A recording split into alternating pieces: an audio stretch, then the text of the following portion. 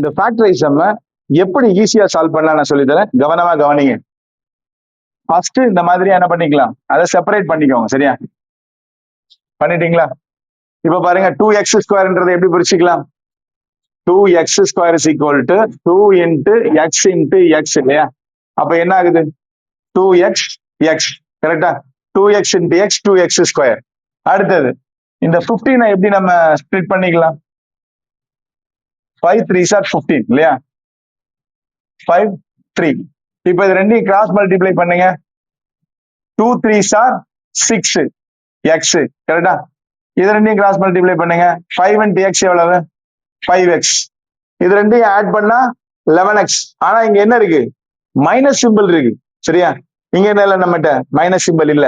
அப்ப என்ன பண்ணணும்? இங்க மைனஸா மாத்துங்க இங்க ரெண்டு இடத்துலயும். இப்ப பாருங்க 2x into -3 எவ்வளவு? -6x. x into -5 -5x. இப்ப கரெக்டா இருக்கா பாருங்க, ரெண்டையும் ஆட் பண்ணுங்க. 6 + 5 11. மைனஸ் சிம்பிள் இருக்கு, மைனஸ் சிம்பிள் போட்டாச்சு. இப்ப என்ன பண்ணுவோம்?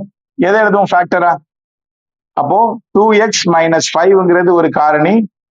அடுத்தது கீழே x - 3. சோ இந்த சம்மோட ஆன்சர் என்ன? 2x - 5 x - 3. இந்த மாதிரியான கணக்குகளை ஈஸியா சால்வ் பண்ணணும்னு சொன்னா மறக்காம நம்ம சேனலை சப்ஸ்கிரைப் பண்ணிக்கோங்க. பெல் ஐகானை பிரஸ் பண்ண மறந்துடாதீங்க. ஒவ்வொரு தடவை நம்ம காணொலி பதிவிடும் போது உங்களை வந்து அடையும். உங்க நண்பர்களுக்கும் மறக்காம ஷேர் பண்ணுங்க.